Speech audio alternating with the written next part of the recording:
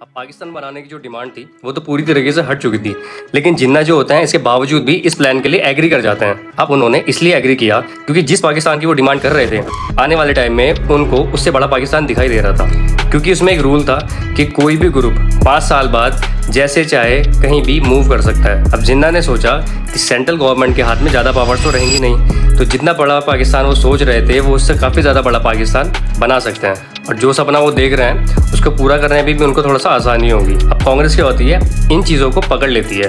वो बोलती है कि चलो ठीक है, आप जो है इंडिया का पार्टीशन नहीं कर रहे हो, है ना, आपने 3 ग्रुप्स में जो है इसको डिवाइड कर दिया है, लेकिन कुछ 2-3 चीज़ें हैं जो कि आपको थोड़ा सा चेंज करनी होगी। जैसे कि आपने जो ग्रुप्स बनाए हैं उसमें किसी भी स्टेट के लिए कंपलसरी नहीं होना चाहिए कि वो किस ग्रुप में रहेगा।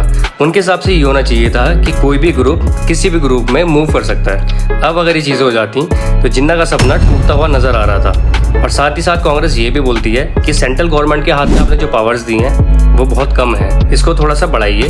अभी तो आप इसको यूनाइटेड पावर बना दोगे, लेकिन अगर सेंट्रल के हाथ में पावर्स नहीं रहती हैं तो आगे जाकर ये देश टूटेगा और स्टेट्स अपनी मनमानी करेंगे।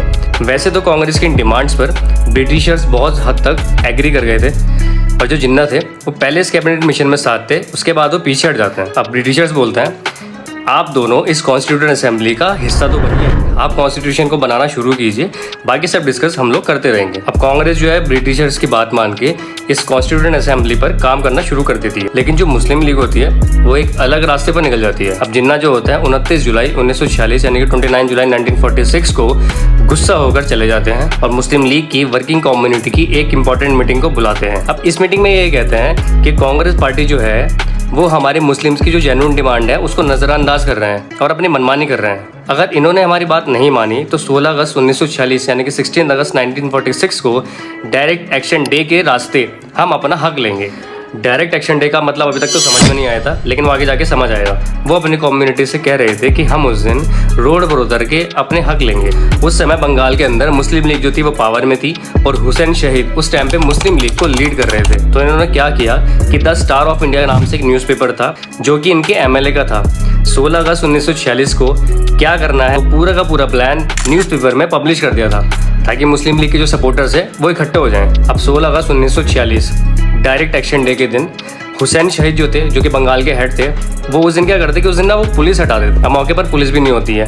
इन्होंने बोला था कि बहुत ज़्यादा पीसफुल प्रोटेस्ट करेंगे, लेकिन इस प्रोटेस्ट के नाम पर वहाँ पे बहुत ज़्यादा दंगे होते हैं। इस चीज़ को द ग्रेट कैलकाटा किलिंग भी कहते हैं, चाहे तो आप सर्च भी कर सकते हो। और साथ ही साथ और भी जगह धीरे धीरे हिंदू मुस्लिम एक दूसरे की जान के प्यासे बन गए, और ये जो दंगे थे उसी दिन नहीं, अगले दिन नहीं, 1 हफ्ते नहीं, बल्कि पूरे के पूरे 1 साल तक चले।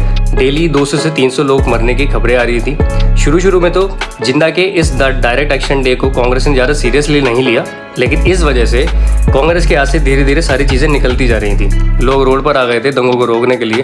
कांग्रेस भी उस टाइम पे पावर में नहीं थी, और ये दंगे तभी रुकते जब इंडिया का पार्टीशन होता। जिन्ना अपनी बात पर अड़े रहे कि वो लोग मुस्लिम कम्युनिटी के रिप्रेजेंटेटिव हैं और उन्हें एक अलग पाकिस्तान चाहिए। अब इन सब चीज़ों से निपटने के लिए सिर्फ एक ही सॉल्यूशन था कि कांग्रेस और मुस्लिम लीग एक एग्रीमेंट करें, लेकिन दोनों के दोनों अपनी बातों पर अड़े हुए थे और कोई भी सॉल्यूशन नहीं निकल रहा था। अब यूके के जो PM थे क्लेमेंट एटली, इन्होंने ब्रिटिश हाउस ऑफ कॉमन में एक अनाउंसमेंट किया 28 फरवरी 1947 को कि अब बहुत हो गया है, इंडिया के जो पॉलिटिशियंस हैं अब ये एग्रीमेंट में आए या ना आए। 30 जून 1948 को सारी पावर ट्रांसफ़र करके हम लोग यहाँ से चले जाएंगे। उसके बाद इंडिया में कुछ भी होता है उसके जिम्मेदार हम नहीं होंगे, हमें आके सारी की सारी स्टेट्स को इंडिपेंडेंट करके चले जाएंगे। इसको बैल्कन प्लान भी कहते हैं।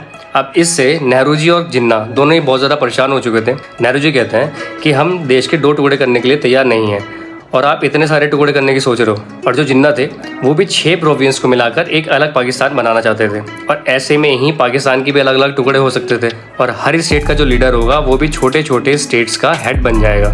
बट एक्चुअल में इन दोनों की कहीं ना कहीं PM बनने की इंस्पिरेशन थी। अभी जो डेट थी 13 जून 1948, अगर इससे पहले ये दोनों अगर नहीं मानते तो इंडिया की जो इंटरनल सिचुएशन थी वो ऑलरेडी बहुत ज़्यादा ख़राब थी, हो सकता हो ज़्यादा आउट ऑफ कंट्रोल हो जाती, कॉन्स्टिट्यूशन बना नहीं था।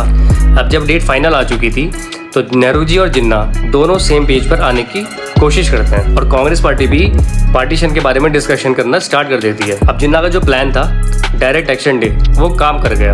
कांग्रेस के पास और कोई ऑप्शन नहीं था क्योंकि दिनों दिन दंगे बढ़के जा रहे थे। अब उस समय कांग्रेस के जो प्रेसिडेंट थे कृपलानी जी, उन्होंने कहा rather than have a battle we shall let them have their Pakistan. और 19 मार्च 1947 को भी नेहरू जी ने बोल दिया था कि पार्टीशन करना पड़ेगा। अब लॉर्ड माउंटबेटन को इंडिया का वॉइसरॉय बना के तुरंत भेजा जाता है इस काम को निपटाने के लिए। अब जब पाकिस्तान का डिस्कशन इंडिया के अंदर शुरू होने लगा तो पंजाब के सिख और बंगाल के हिंदू थोड़ा सा परेशान होने लगे। इन्होंने कहा कि पार्टीशन में अगर पंजाब और बंगाल पाकिस्तान चला गया तो हम तो पूरी तरह से फंस जाएंगे, हम लोग बिना कुछ किए वहाँ पर माइनॉरिटी बन जाएंगे। तो वो लोग साफ मना कर रहे थे कि हम लोग पाकिस्तान नहीं जाएंगे। और जिन्ना जो है लोगों को समझा रहे थे कि पंजाब के जो सिख हैं और बंगाल के जो हिंदू हैं वो वहाँ पर आराम से रह सकते हैं माइनॉरिटी बनकर।